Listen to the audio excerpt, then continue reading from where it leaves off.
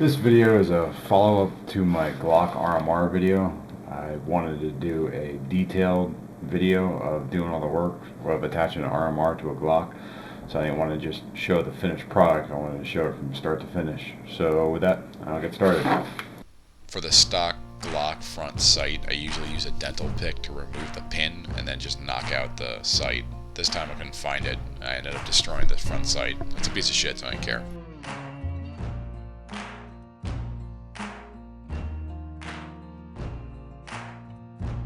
For all of the milling and the tapping footage, I have that going at 50 times normal speed as opposed to 10 times for all the other footage. I had a lot of footage and I wanted to condense it down as much as possible.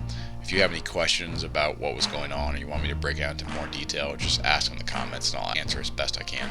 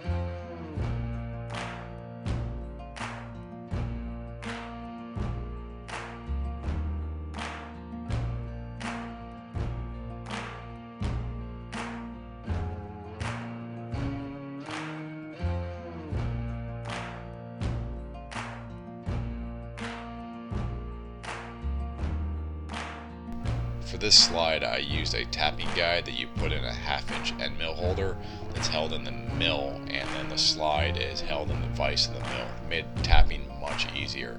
I didn't break any taps, I just had to go really slow, use a lot of thread cutting oil, and it worked very well.